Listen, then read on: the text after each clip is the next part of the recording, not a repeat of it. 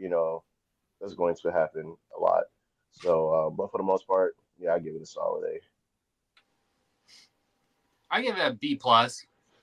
I thought it was fairly good. Some lows, some high, but what really saved it for me, that would push it to almost an A minus tier, is the post conference with Io Sky and CM Punk. For me, that made it a lot really more enjoyable. So I'll give it a B plus, A minus in that range. Yeah, I'm going to go with an A minus as well. I think that it was very solid. It left me wanting more. And some people will take that as a bad thing. I take it as a good thing. I think we definitely would have wanted, say, maybe a Rock appearance at the end of the men's War Games, or maybe we would have liked better chair shots from Nia Jax.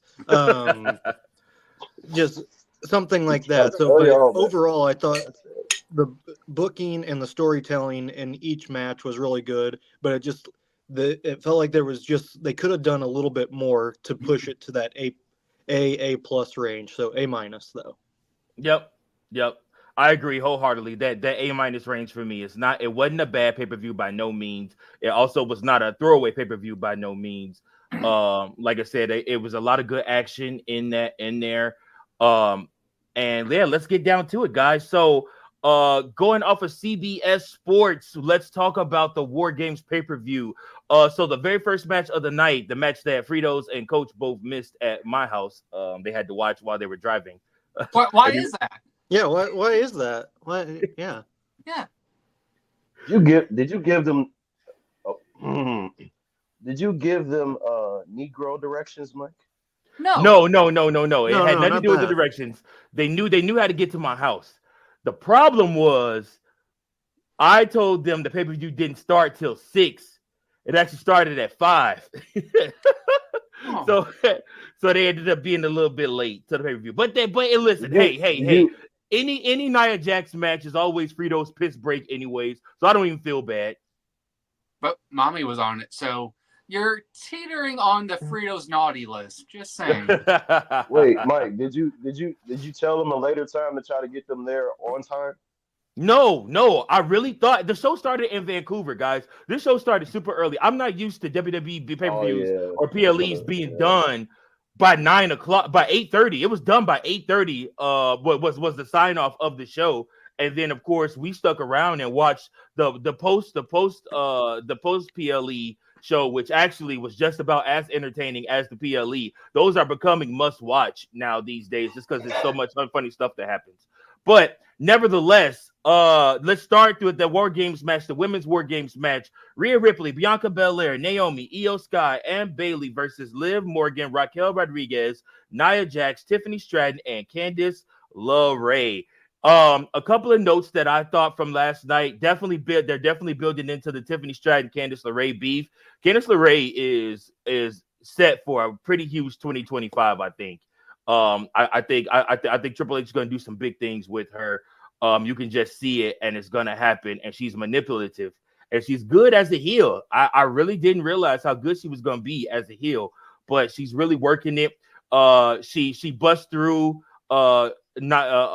She busts through the cage and stopped Tiffany from being able to go help Nia Jax because she wants to garner favor from the WWE Women's Champion and Queen of the Ring. The match itself, my thoughts, Nia Jax was horrible in this match. None of her chair shots looked real. None of her kendo stick stuff looked real. She was missing spots. And another thing for everybody out there that always got something to say about John Cena heavy spot calling where you could hear it loudly and plainly and clearly, go back and watch that first match and listen to the first 5 minutes where Bayley's like, elbow. And then all you see is Nia Jax bring her back in the elbow. Like I said, high spot calling loudly was definitely Bayley's forte in this match. So if you like Bayley, but you complain about John Cena, I don't think so. Not going to work like that. Altogether, the women's match was very overbooked, I thought, in spots. But and to Coach's credit, this is actually his words, not mine. It was overbooked, but we're excited as hell to watch it be overbooked. It was still a lot of stuff. Obviously, the highlight, Tiffany Stratton and Io Sky both being at the top of the cage and both diving off at the same time onto the different people. So again, like I said, all in all, this match itself, I would give it a B minus. It was a good match, obviously not the best. Rhea Ripley's team comes out with the victory, and she actually in the post PLE Scrum gave props to Io Sky, since they recognized that Io Sky is next up for a World Heavyweight Championship match against Women's World Championship match against one Liv Morgan. What did you guys think of the pay-per-view? I mean, of the Women's War Game match? Like I said, I enjoyed it. There were a lot of high spots, a lot of drama throughout the match, especially as each competitor was making their way to the match itself. I think there was a moment where Candice LeRae kind of cut in front of Tiffy Stratton, trying to hurry up and get to the ring to help out Nia. I think they're battling for, like supremacy in terms of Nia's good graces, I guess. And so that was an interesting moment there. So I can see what you're leaning into when it comes to her potentially having a good 2025. But for the most part, I agree with the Nia Jax take. She was horrible the entire match. But what's new? I think, yeah, I'm just glad that all of the heels lost, especially Nia. Any loss that she's a part of is simply amazing. That's my thoughts on the match. What can I say? Io Sky, another trash can drop. Amazing. And like she said in the post match little conference, it's dark and she just trushed the trash can, baby. That's it. But it continues the storyline too with Rhea and Liv. Hopefully that ends soon. At this point, I'm hoping Io takes the title off of Liv. We know that she's part of Damage Control, especially after that conference too.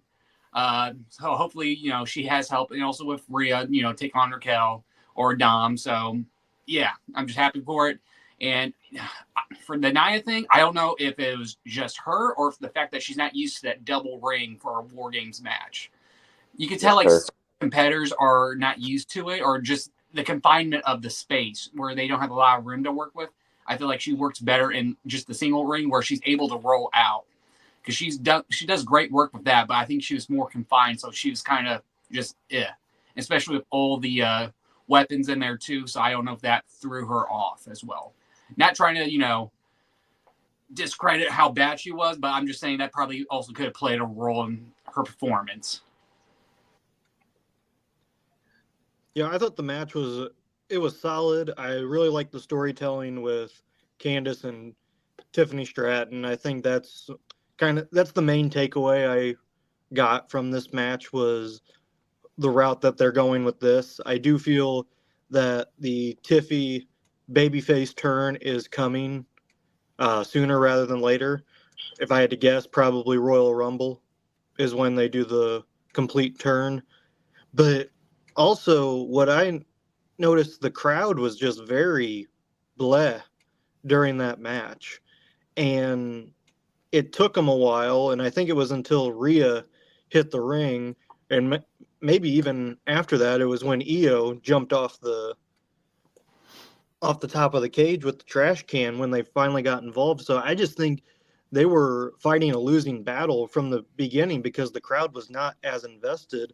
And we all kind of saw that with how they were booking. We were thinking, oh, it's going to be Wyatt Six and Final Testament in a War Games match. And people have talked about that they would have rather saw that than a women's War Game match. But I credit the women's wrestlers because they did everything they could despite an uphill battle, and they still put on a really great match. Yeah, the only thing that I disliked outside of Nia Jax's performance was the fact that every woman ran to go get weapons as soon as they got out the cage, and I'm just like, ugh. I'm like, come on, guys. Like, I mean, get into the cage. But outside of that, I mean, it was all right. All right, moving along, moving right along. Let's talk about the next match, the United States Championship, LA Knight versus Shinsuke Nakamura. This match was actually pretty quick. And at one point, Fritos looked at me and said, Mike, this is a squash. And I'm like, wow, like it really is. LA Knight basically got squashed and lost the United States Championship to one Shinsuke Nakamura. Shout out to my man Mike Milligan, because I know he if he's watched the pay-per-view, he's kicking himself or kicking somebody right now, because nobody believed that Shinsuke Nakamura was going to come back and immediately win the United States Championship. But I tell you guys that it makes sense to me, because Shinsuke Nakamura put in a lot of work throughout 2019 into last year, basically being like a linchpin and being somebody that you can depend on to make other guys look good. So now it's his time to shine. And I'm not mad that he's the United States champion. I thought LA Knight's championship run was stale. He didn't really have that many good competitors to go up against. Andrade can't talk, so there's no point in making fun of him. Plus, Andrade is like half heelish, half good guy, and then Melo, it seems forced. Like I said, so it just wasn't good all the way around. So I'm thankful for LA Knight's run, and now he has somebody to chase. Some baby faces are just better chasing. Simple as that. Yeah, I was shocked at how quick this match was. I thought, with Shinsuke being back in a pay-per-view match, I expected more, like for it to be more. It was just utter domination, and so I think I feel like it kind of helps add to his new gimmick, whatever he has right now. And so he's doing this whole evil samurai thing. Yeah, new music and everything. Yep. Yeah, so I'm liking this. So you want to at least get him started off with a win. Well, a big win. I didn't think it'll be, this soon. I think he'll at least lose the first match, maybe, and then come back and win the second one, and then go from there. But it's one of those matches where it should have been the shock value. But based on the crowd itself, I don't think it seemed that way. And so, but outside of that, I give it a solid, solid B.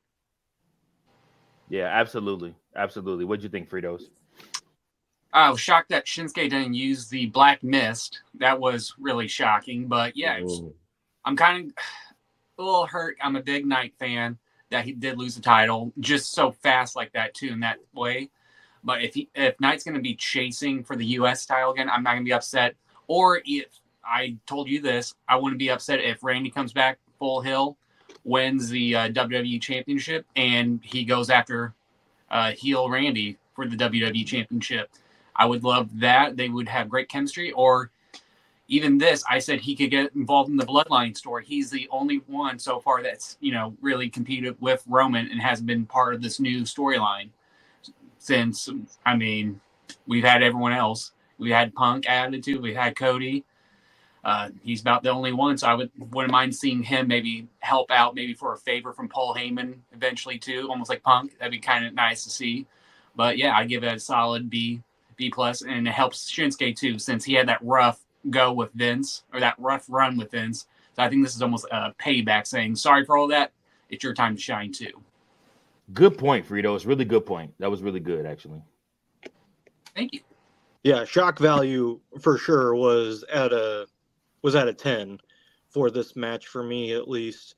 I was not expecting Nakamura to not just win, but also just be so dominant like he was in the match. And I see this as two things for LA Knight, kind of what you guys had already said. It's either going to re-elevate his popularity again as a chaser, which is kind of been going down. It's been going down a little bit, not much, but it has been, because you don't really have many competitors for the U.S. title besides, like as you guys said, Melo. He's still very young and getting used to everything. I don't think he's ready yet. Andrade. And then you have Santos Escobar, who just is, I mean, he's there. Let's be honest. Them dudes should be fighting for the speed title, man, not the damn US, man. Yeah. Oh, you said it. Oh, well, I did say it, didn't I? Didn't I?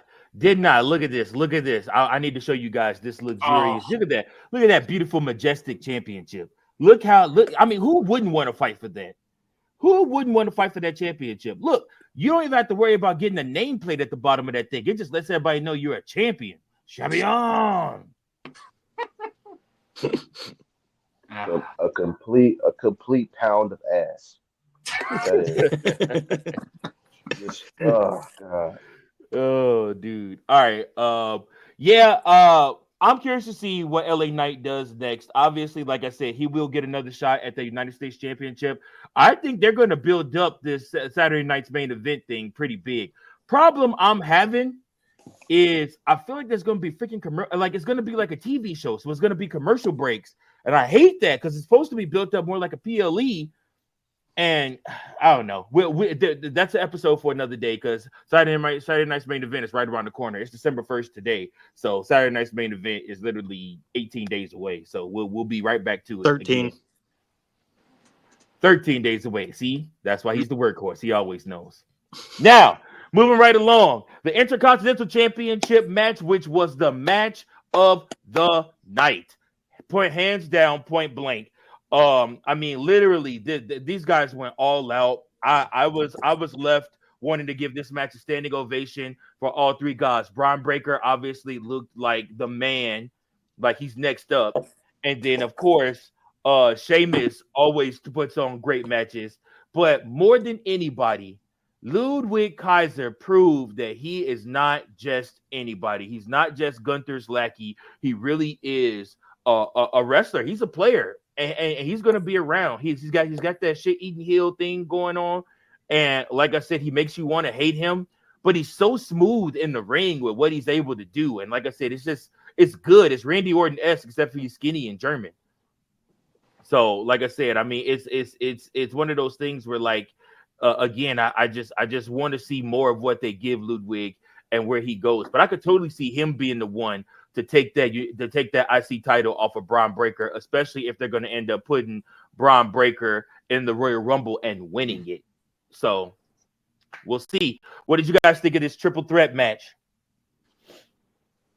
I think in terms of like pure wrestling, it was definitely the best match on the card. Like these two make like it's like certain superstars, like you can have two superstars have amazing chemistry in the ring. And it's just like you can see several matches between the two on many occasions. But it's rare to see like three guys have like amazing chemistry in a triple threat match to where you want to see it multiple times. And I feel like I need to see a part two with these three in the ring for that title. And so hopefully we get it. We'll see. But I think it's not over between these three guys. Cinema. Peak cinema, baby. That's all I gotta say. The storytelling, all the crazy spots from in the ring, outside the ring, that high like jump spear thing that Breakker did. He got like 10 feet of air, like kind of close in the middle of the match. Ludwig pulling the ref out and just staring down Sheamus. Just everything about this match is what will get any fan that's old or starting to get into it love wrestling. That's basically the best way to describe this. This is just the love of the game match. I'm interested to see what they do with these three. I thought this was going to be the match where Sheamus finally, they pull the trigger and give him the IC. But I think that's going to be that one title that whenever he announces close to being retiring or doing a retirement tour or anything like that, that's when they're going to pull it for him. A little upset about that, but other than that, just amazing match. Yeah, match of the night. I was on the edge of my seat throughout the entire match. You could have made a case that each one of them could have won the match at some point.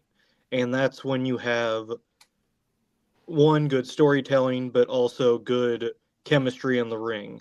When you think, I mean, the near falls were incredible. I just couldn't couldn't get enough of it. I'm like, I want to see another round of this. I want to see a rematch between all three, maybe even throw in a fourth person. I don't know, to make it even more compelling. But this stole the show for me. I thought it was fantastic. And Braun Breaker, you are a freak athlete with what you do. That is unbelievable. That midair spear. That just scared the crap out of me. I ain't gonna lie to you. Mark. Yeah.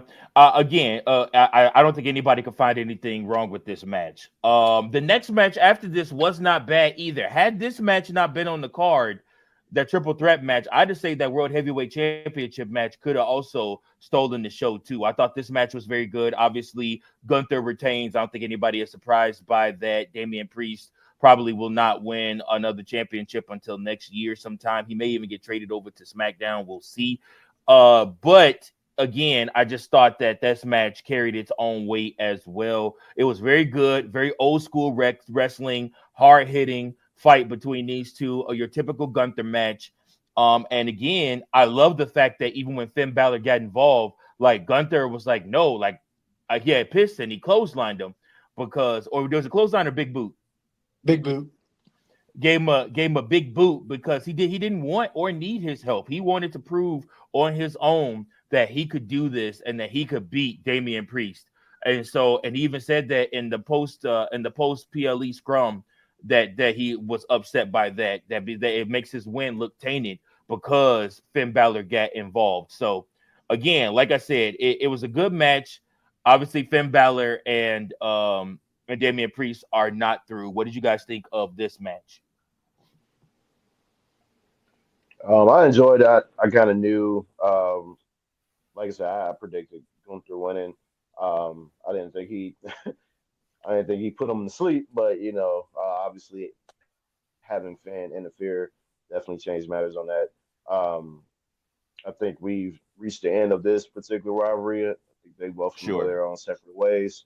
And so that's pretty much my thoughts on it. Nothing to go super crazy about, but I think it was a pretty decent match, so I give it a solid B+. I give that a solid A-. Great storytelling. Damian still looks super strong. Gunther still looks strong, especially after they're kind of showing his record. 43-3, 44-3 now, which I think that's pretty cool, showing off the record like that too. And with Finn being involved in Gunther, giving him the big boot, it's showing that Finn's going to be a competitor now for the World Heavyweight Championship, which he should be. So I'm looking forward to see what they do with him. Hopefully, book him for that as well. But yeah, I give it a solid A-. I thought it was a great match that was ruined by predictability. And that being said, it's when Finn Balor interfered. Like, you did not need to have that happen to get the point across of how Gunther was finding his rhythm and Priest was obviously hurt. I said hurt during the match. And like, you could have done that easily without having Balor interfere. And to me, that kind of ruined the match. Did I know Gunther was going to win? Oh, absolutely. But having it be with an interference, it kind of feels tainted. Like Frito said, Gunther feels like it was tainted. And also, I'm just also really tired of this Priest and Balor rivalry. I think it's slow one moving. match. What's that? I said it's slow moving. Yeah, at a molasses pace, because I don't care about it. The one match was good enough for me. I don't need to see another match after that. I thought I did, but after how things have gone, I could care less about this rivalry. I don't care anything about the Judgment Day, honestly, until they break up. Then I'll be more invested. But they just do not do anything for me anymore.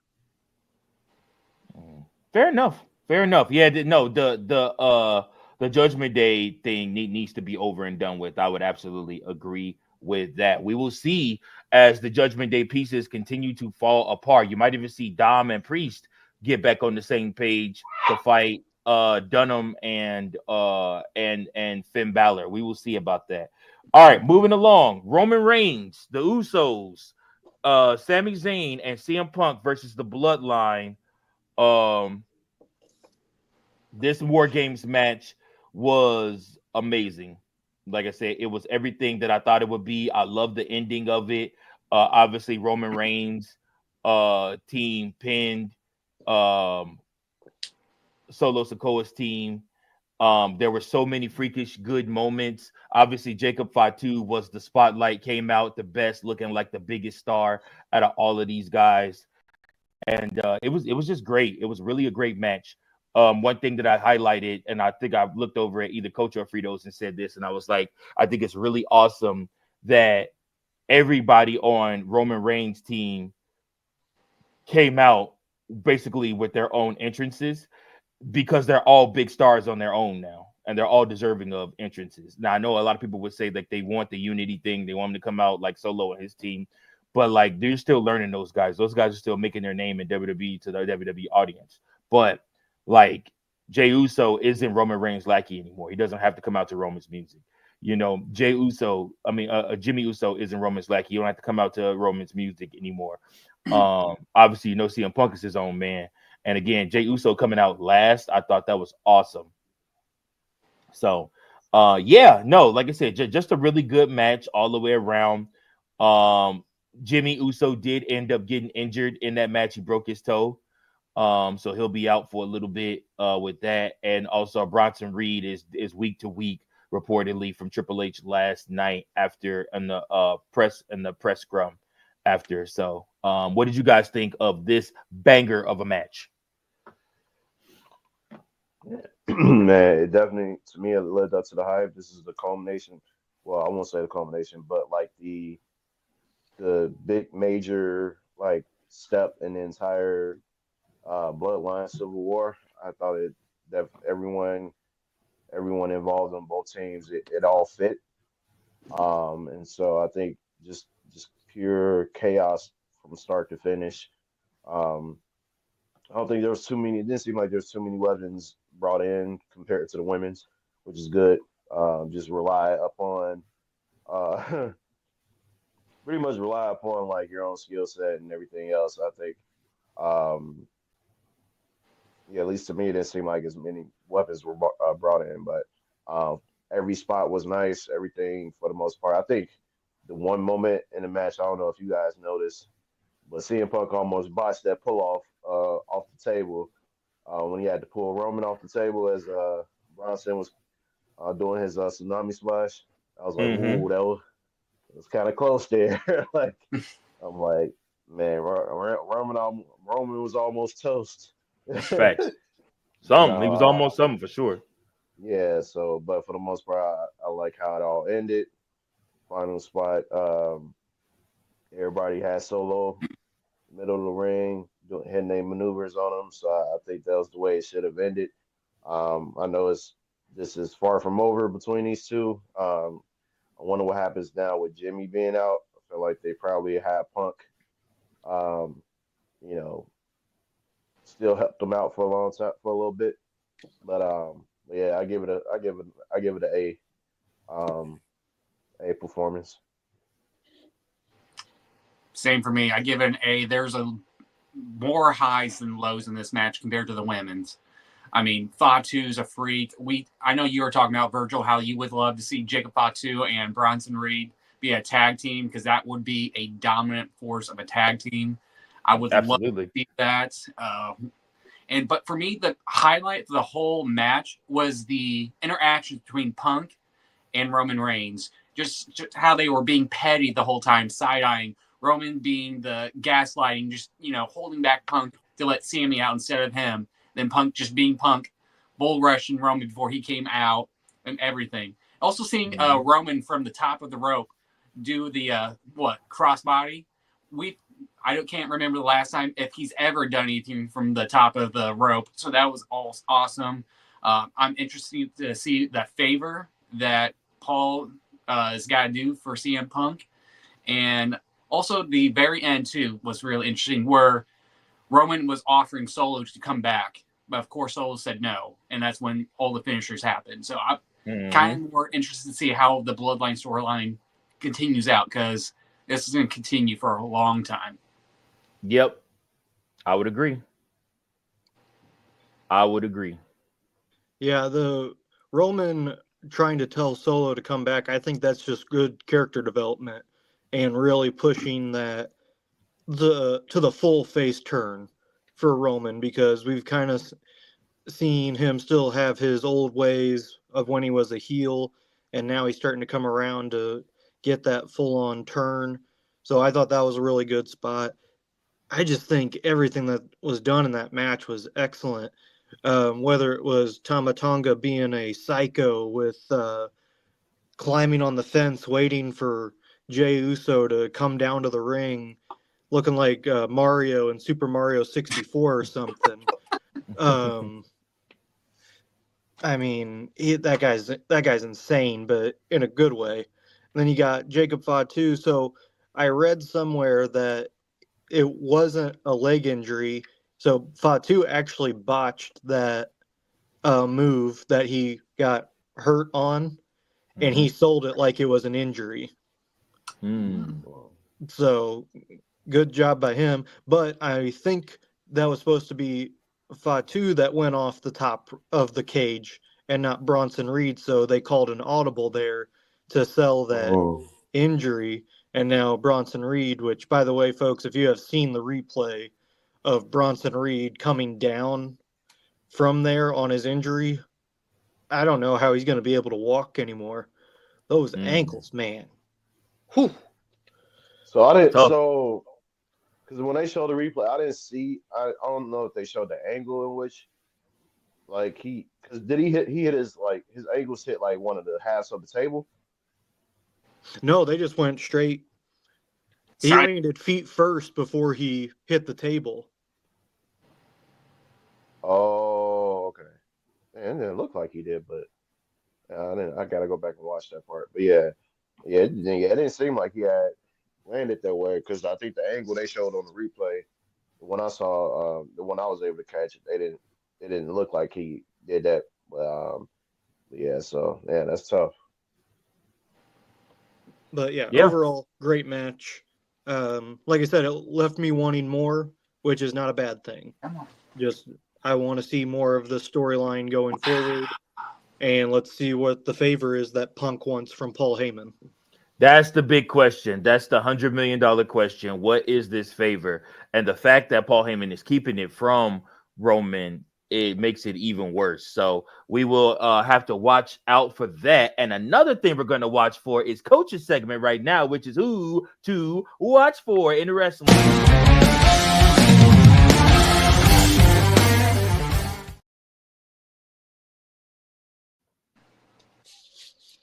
All right.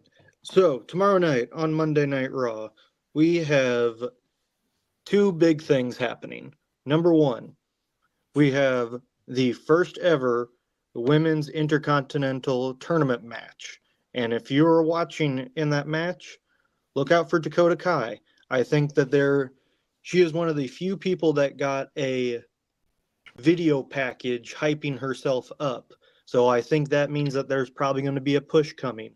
So watch for her in that match against Shayna Baszler and Katana Chance. The second thing to watch for tomorrow night, it is the New Day 10th anniversary. We are either going to be ecstatic when Big E comes back to save everything, or we are going to be heartbroken when they break up. There's going to be no in between.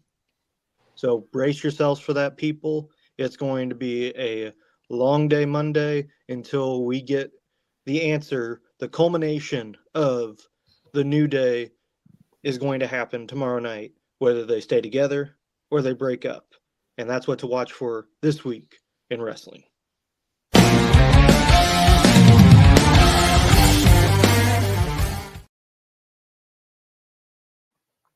Thank you, Coachman, for that segment of who to watch for who to watch for in wrestling. All right, guys. One thing that I have been watching for in wrestling, and one thing I just can't get enough of, is somebody that I primarily could not stand back in the day, and I'm talking about way back from his NXT days, obviously, and how he was built up in NXT to then him coming up to the main roster, shaving his head, looking like Goro from Mortal Kombat. And then of course then getting let go because it just wasn't working out, to now being brought back and being giving his own stable the final testament. The man, the myth, the legend, Karrion Kross has been doing some of his best work, and I think he's set up for a big 2025. Our last episode of the year for this year, we will predict who is going to have big years in 2025. And I'm going to give you a little spoiler alert right now. One of my guys already is Karrion Kross. I think he is set up and due for a big 2025. I'm thinking some gold is in his future. But the reason I bring up Karrion Kross, guys, is because I don't know if anybody's been watching his Instagram. But if he doesn't get a lot of TV time on Raw, because obviously they're still doing 2 hours, they won't move back into 3 until they move to Netflix in January. And that'll allow for him more time. But Karrion Kross has been telling this story basically by himself, with a little bit of help from The Miz, about Bray Wyatt and about Uncle Howdy, aka Bo Dallas. And he's been giving cryptic messages. Him and his wife have been filming and cutting videos and doing videos in their hotel room or out and about in their home. excuse me, in the gym working out. And it's just been one thing after another that has me glued to this feud without any real reference from Uncle Howdy outside of him abducting and torturing and tormenting Scarlett. A lot of this has been carried by Karrion Kross, and a lot of it Karrion Kross has done on his own volition. This is stuff that he's recording and putting out himself, and it just lends to the fact that I kind of want more guys to do this. Don't cry and complain about the TV time. If they give you something to work with, take it, turn it, use it to your advantage, and tell a story and make them give you TV time, because the fans will clamor for it.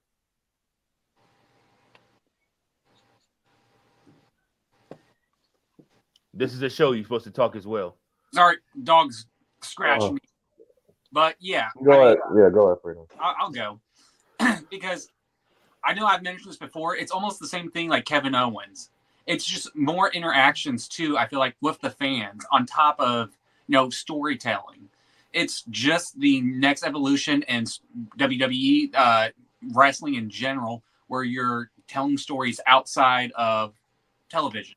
You're doing it on your own. You probably have more free will and not to, deal with writers, scripts, and all that. And you could just freeball it. You could just do whatever you want and have a little bit more fun. I feel like Kevin Owens promos, just for example, just how he's upset at Cody, that's been fantastic work on top of the Karrion Kross stuff. So I think this is going to elevate them too. And you're right. If they're not getting enough TV time, then do something on your own. Prove to Triple H, prove whoever else is up top that you deserve that TV time.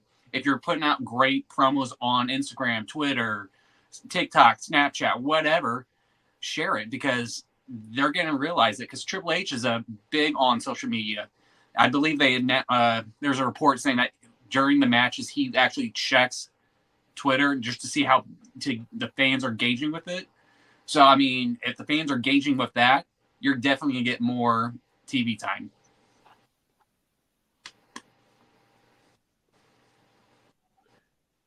Yeah, I agree. I think, like they pretty much whining the whole time, and you ain't willing to put in the work to like prove your worth. Like you're in the wrong business, because like it's one thing. Like look at all the legends that have had to, before had to prove themselves. That had started out with crappy gimmicks and wasn't on TV that much, and then all of a sudden they keep proving their worth, like just dealing with it as best as they can, and then constantly showing improvement in and outside the ring. even with promos, um, look at The Rock. What happened with him with the whole Rocky Maivia thing, and then eventually they scrapped all of that because he dealt with it like a man, and here we are today. He is forever known as The Rock instead of Rocky Maivia.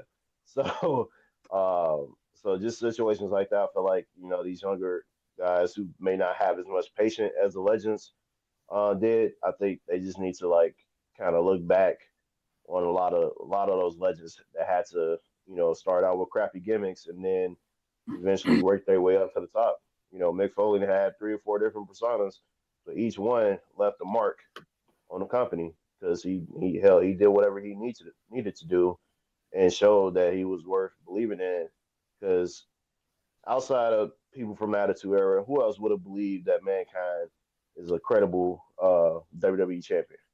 you know, so like, True. and him winning it pretty much was the tide that turned against WCW. So it's just like they all worked, to get to where they needed to. Yeah, they may not have had as much TV time compared to the others, but once they got to that point, they got that opportunity, they did something with it. So I think that's what the younger generation of the current and the younger generation of superstars need to learn. Absolutely. Yeah, I think what social media does, it gives wrestlers a chance to really show what they're capable of to the fans first and foremost. Because the thing I think of is DIY always posts a funny thing of them trying to RKO Randy Orton, and of course it always goes south because Oh, they you're also didn't. missing another important TikTok. Something involving stews every Monday. That's right. There you go. So yeah, just stuff like that. It gets the fans involved, and then when they get their chance on TV or during a match, you can gauge it from the crowd that they can buy into what they're trying to do, and social media can help that when you're not getting that TV time. So Karrion Kross is doing a great job with limited TV time and maximizing his efforts, not only with the serious department, but also in the comedy department with what he has been doing in this feud with the Wyatt Six. And appropriately enough, he also posted on Twitter, "Don't let the Devil Man win," and he tagged Drew McIntyre in the tweet. So I'm curious to see how that is going to happen. And it happened right after Friday Night SmackDown when after Punk and Roman Reigns had their sit down with Paul Heyman. Mm-hmm. So again, just building that kind of curiosity is big for wrestlers. Just do something like that, and that's Absolutely. going to get the fans more involved. And Triple H will see that. Absolutely. And like I said, you force his hand to put you on the show and give you more time. So again, I hope more wrestlers are looking at this and hopefully they will learn from this and they will learn from the past. But guess what? It's time for us to go back to the past with Big Daddy C's throwback moment of the week.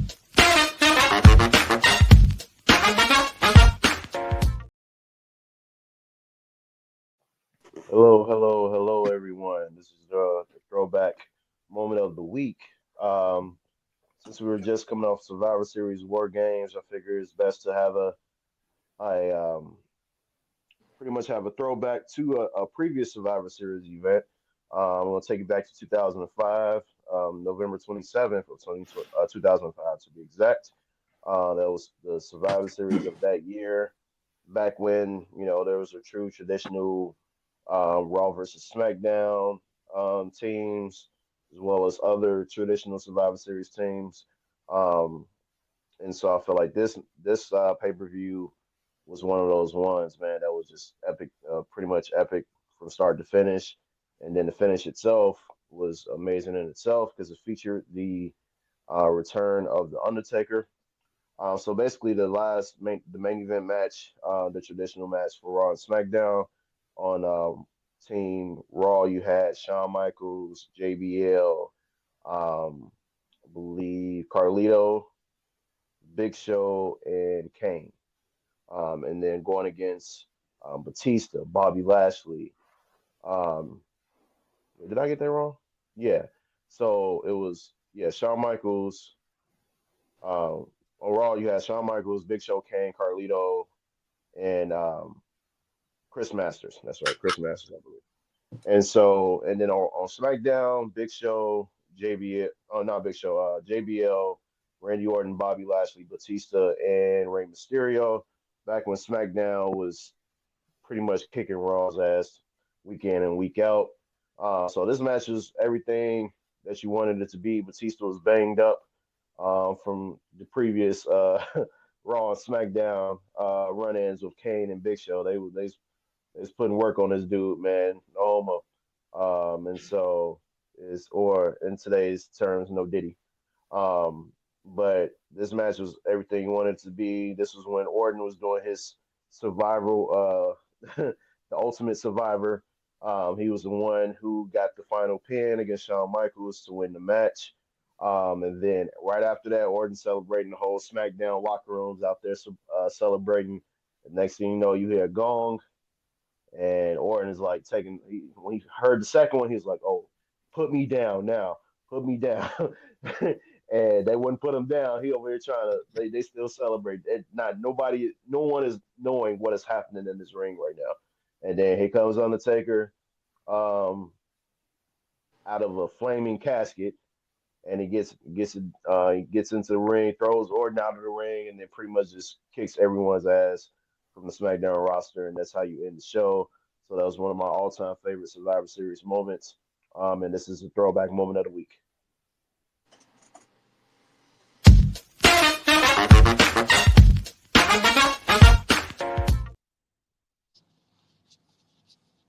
All right. Thank you, Big Daddy C. Now, our last segment of this show tonight, guys, I need to know from you. Do you think Tony Khan is holding talent back?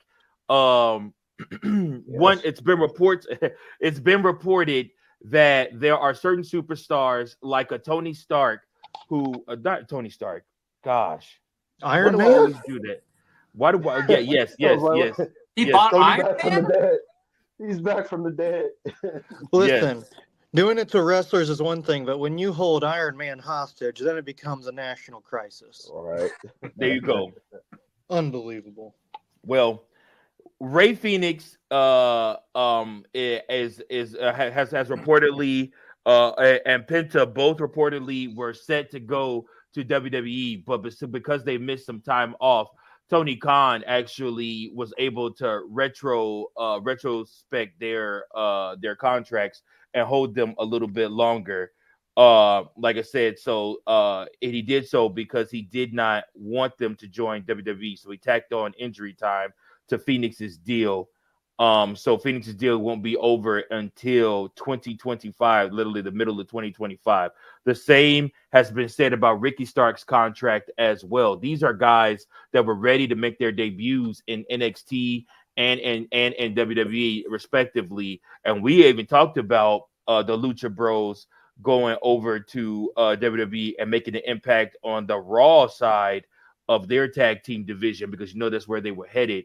What do you guys think about Tony Khan holding talent back, not allowing them out of their contracts or deals? Is it smart? Is it kind of an asshole move? What do you think he ought to do? It's an asshole move. I've never heard of really retroactive. Like if you miss time, you get to they basically hold on to that time. And you got to finish working that. Like that's my first time hearing that in terms of wrestling contracts. I feel like I've never seen it done before. Because I've never seen, at least I've never heard of WWE or TNA doing it. It's like WWE has done it before. They have done it. Mm-hmm. Okay, yeah, I've never been known to it, but yes, I think it's an asshole move. I'm like, you can't control if you get hurt or not. Like, like why should you be penalized for getting injured, just doing your job? Yeah, I think it's an asshole move on Tony Khan's part. I'm gonna say neutral. I mean, WWE's done it before. I mean, it's just nature of the business. They don't want their competitors, to have an advantage with these guys. I get it. It is a bit of assholish, and if you don't have any plans to, get a little bit more money, have them storytelling or anything along those lines, it is. But I mean, we see it in sports all the time, in NFL, MLB, NBA, where players hold out or ownership management holds out money. It's the same thing. It's just nature of the business. That's all it is, really.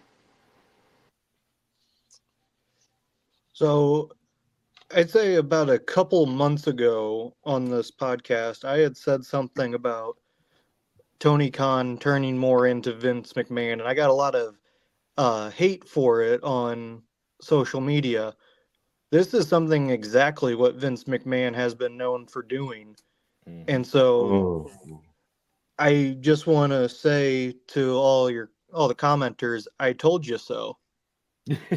Because he is being your shit, petty. Coach. Talk your shit. He's being very petty about this, and he has always said that AEW is the company that it's not like WWE. We're the better company. We're more wrestler friendly. You just contradicted yourself by doing this. And not only that, you have one of these guys, Ricky Starks, going on to interviews saying he knows exactly why he's not doing this or why he's not being promoted, and yet you still claim that you're better than what Vince McMahon did when you are literally doing the exact same thing he would have done. And it's not a good look.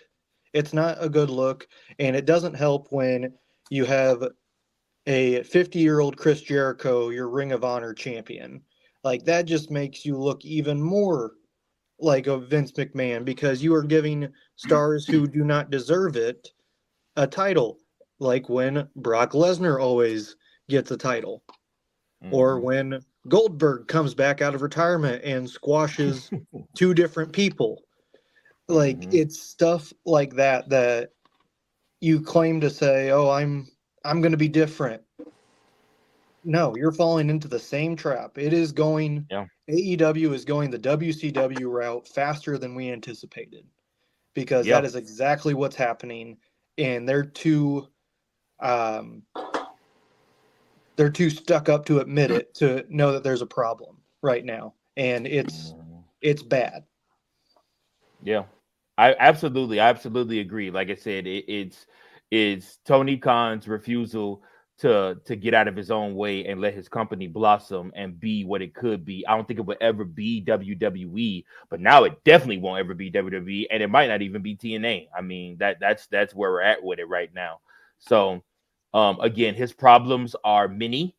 But I just wanted to highlight that for an AEW segment. But guys, to end the show, it's now time for that segment.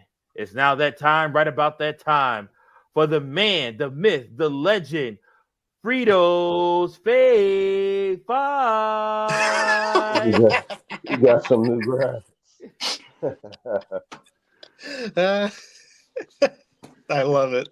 Give me a minute. That was beautiful. Hey, man. Hey, we got a sponsor finally. Don't mess around. Don't mess around. Get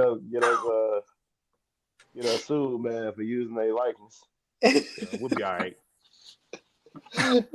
Virgil, you know what to do. Yes, sir. Hit my music. That was a beautiful graphic, ladies and gentlemen. That's number one in my heart. Top 5 right here. At number 5, I've got Io Sky. Beautiful spot with the trash can and that post-press conference. A+ comedy. I love it. Keep an eye on her. She might take that title off of Liv. At number 4, I've got Damian Priest. He looked extremely strong in that whole match with Gunther. Even though he lost, he's still going to be one of the top baby faces on the Raw side. And maybe SmackDown if he gets traded. Keep an eye on that. At number 3, I've got Roman Reigns. Hearing that win in War Games. Letting everyone know that he is your tribal chief. At number 2, I've got CM Punk.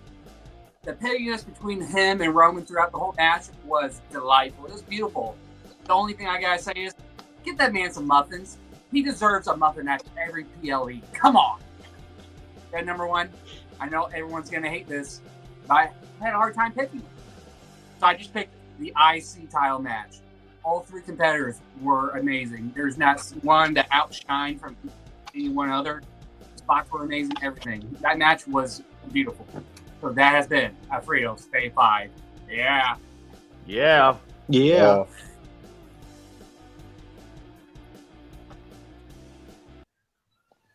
Sorry, technical difficulties. It's okay. Happens to 1 in every 5 guys. Oh, indeed. All right. So, Big Daddy C, what would you give Fritos for this Fave 5 edition? Give it a solid A. Ooh.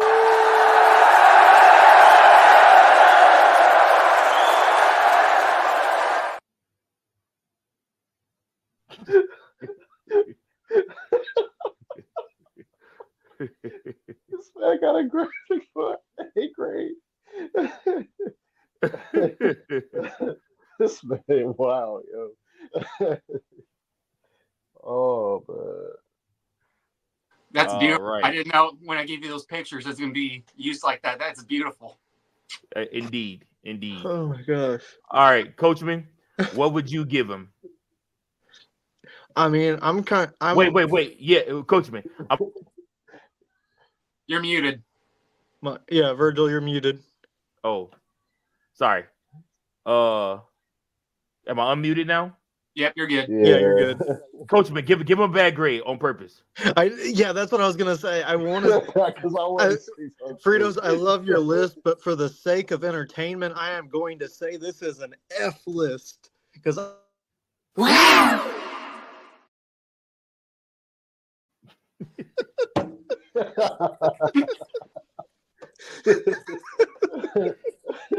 New graphics, baby. What can we say? We're always upgrading here at the podcast. Oh, God. But in all seriousness, Fritos, I'm giving you an A. My one complaint is you got to put Jimmy Uso on the list somewhere. I thought he did really well in the War Games. I think he should have been on there instead of Priest, but it's a tough choice. But A for me. All right. Yeah, Fritos, I'm gonna go ahead and give you an A2, man. Like I said, you did pretty good. It was a pretty good pod for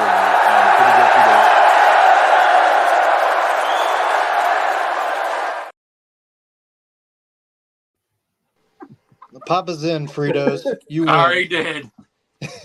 Switch from drunk six to sober zins, baby. That's how we There you roll. go. Take There your you shirt go. off. Papa's in, baby. Of course. All right, guys. Well, that is all the time that we have for you all today. We appreciate you for watching this show. Guys, some big Monday Night Raws, Friday Night SmackDowns, and AEW episodes are coming up. So please do not miss us weekly. We are giving you stuff all throughout the week with wrestling. These guys are working overtime. And we don't want to forget about that. So definitely want to make sure you guys tune in Friday nights, Wednesday nights, a little bit of Thursday nights, and of course those Monday nights, the Raw Dog Mondays. Again, I'm super excited for Coach's shows. He got some special stuff in store for us as well. But until next time, keep those booking pencils sharp. Keep on booking. Peace.